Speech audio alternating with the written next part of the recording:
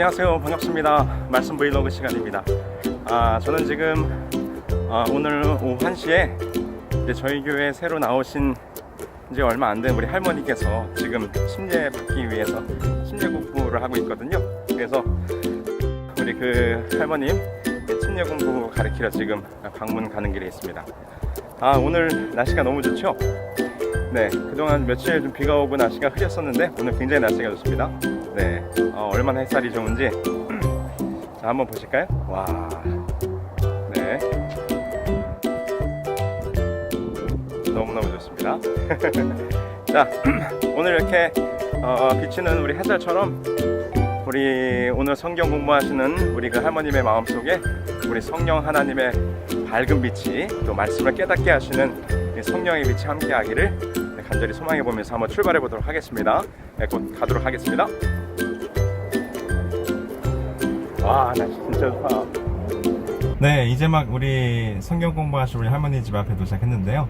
자, 오늘은 어떤 성경 공부를 할 건가 하면 하나님의 자녀로 거듭나는 침례에 대한 의미를 좀 함께 나누려고 해요.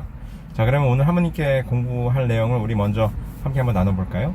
요한복음 3장 3절로 5절에 보면 니고데모가 예수님을 찾아와서 예수님과 대화하는 장면이 있죠. 근데 그 대화하는 장면 가운데 예수님께서 거듭나야 하나님 나라에 들어갈 수 있다고 이렇게 말씀하셨거든요.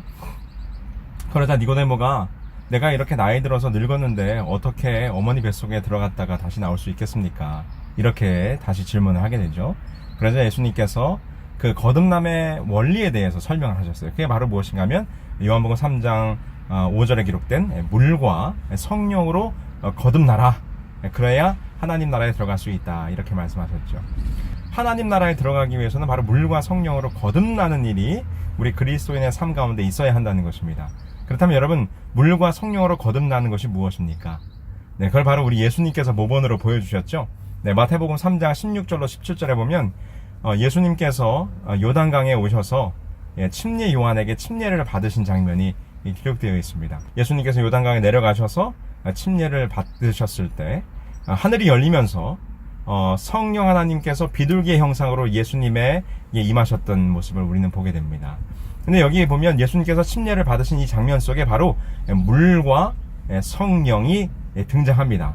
이 물과 성령으로 거듭나는 예식이 바로 침례 예식인 거죠. 그렇다면 여러분, 침례의 진정한 영적인 의미는 무엇일까요? 그것을 사도 바울은 로마서에서 우리들에게 분명히 설명해 주고 있습니다. 로마서 6장에 기록되어 있죠. 로마서 6장 3절로 6절에 보면 그리스도의 죽으심과 합하여 침례를 받음으로 우리가 죽는 경험을 하는 것이고요. 침례를 받음으로 우리가 장사된다고 로마서에서 우리 사도 바울은 설명합니다. 근데 이렇게 침례를 받는 것이 그리스도의 죽으심과 합하여 죽고 장사되는 경험이라고 했는데 죽고 장사되는 경험을 왜 하는가? 로마서에서는 기록하기를 이는 그리스도가 죽은 자 가운데서 살아나신 같이 우리로 새 생명 가운데서 살게 하기 위함이라고 이 사도 바울은 이 침례의 의미를 우리들에게 설명해 주고 있습니다. 그래서 여러분, 이 침례의 의미 속에는 세 가지의 영적인 의미가 있어요. 그리스도와 함께 죽는다고 하는 죽으심과 그리고 장사됨과 그리고 마지막으로 다시 부활하여 새 생명 가운데서 살게 하려 하심이라고 하는 것이 이 침례의 의미죠. 세 가지의 영적인 의미입니다. 옛 몸이었던 죄의 몸을 죽고 장사 지낸 다음에 그리스도 안에서의 새 생명으로 다시 태어나는 경험을 하게 되는 것이죠. 이게 바로 거듭남의 경험, 바로 물과 성령으로 거듭나는 침례의 경험을 의미하는 것입니다. 자, 그래서 우리가 다시 태어나면 성경에 보면 우리가 이제 누구의 자녀가 되는가? 죄의 노예가 아니라 하나님의 자녀가 된다고 우리들에게 설명합니다. 그래서 로마서 8장 15절에 보면 양자의 영을 받음으로 우리가 이제 하나님을 아버지라 부를 수 있다라고 이렇게 사도 바울은 설명하고 있는 것이죠. 이제 그리스도의 양자가 되는 것입니다. 이것을 똑같이 사도 요한은 요한복음 1장 12절로 13절에 주 예수 그리스도를 영접하는 자, 곧 그 이름을 믿는 자에게는 하나님의 자녀가 되는 권세를 주셨다라고 이렇게 우리들에게 설명하고 있어요. 그래서 침례를 통해서 우리들의 옛 몸을 죽이고 장사 지낸 다음에 그리스도 안에서 새롭게 태어나는 것입니다. 그러면 새롭게 태어난 우리는 누구의 자녀가 되는가? 하나님의 자녀, 그분의 양자가 되고 그분의 자녀가 되는 특권을 우리가 누리게 될 것이라고 성경은 설명하고 있는 것이죠. 그래서 여러분 잘 보세요. 마태복음에서 3장에 예수님께서 16절 17절에 침례를 받으시고 나오신 다음에 바로 물과 성령으로 거듭난 다음에 어떤 일이 있었습니까? 네, 하늘에서 음성이 들렸습니다. 이는 내 사랑하는 아들이요 내 기뻐하는 자라. 그렇습니다. 침례를 받게 되면 바로 하나님의 자녀가 되는 것이죠. 그래서 우리는 하나님의 자녀로 새롭게 태어나고 이제 하나님의 자녀로서 그분의 나라에 속한 자가 되는 것입니다. 여러분, 우리가 아이가 태어나면 그 아이를 어떻게 합니까? 내 자녀라고 하는 것을 증명하기 위해서 출생신고를 하죠. 출생신고를 하면 이제 그 아이가 그 나라에서 태어난 것이 증명되고 그 나라의 시민권을 얻게 되는 것입니다. 특별히 미국에서 태어나면 미국의 시민권을 자동으로 얻게 되는 것처럼 말입니다. 그래서 우리가 침례를 통해서 그리스도 안에서 새롭게 태어나게 됐을 때 이제 우리는 우리의 시민권이 어디에 기록되게 되는가? 바로 우리는 하늘의 시민권을 얻게 되는 것입니다. 그래서 사도 바울은 빌립보서 4장 20절에 빌립보서 3장 20절에 기록하기를 우리의 시민권은 여기에 있지 않고 하늘에 있다라고 이렇게 우리들에게 설명을 하고 있는 것이죠. 이게 얼마나 놀라운 특권입니까?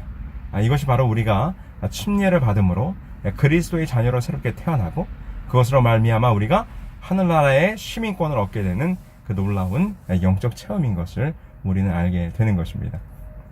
자, 이것이 바로 침례의 의미죠. 오늘 제가 만나는 그 할머님께 오늘 이 침례의 의미를 설명하고 이제 그 할머님께서 침례를 받으시도록 제가 오늘 결심시키려고 하는데요. 우리 여러분 기도해 주시고 오늘 함께 공부하시는 그 사모님과 아울러 이 방송을 보고 있는 여러분 모두가 다 예수 그리스도로 말미암아 그분의 이름으로 침례를 받으심으로 물과 성령으로 거듭나는 경험을 하심으로 하나님의 자녀가 되는 우리 모두가 되기를 간절히 소망합니다. 자, 그럼 이제 한번 가보도록 할까요? 자, 여러분 기도해 주세요.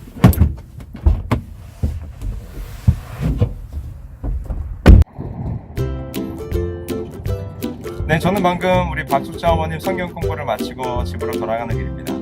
네, 오늘 우리 어머님께서 저와 함께 성경 공부를 하시고 이제 침례를 받고 우리 하나님의 자녀로 거듭나기로 결심하셨습니다. 와, 아이고.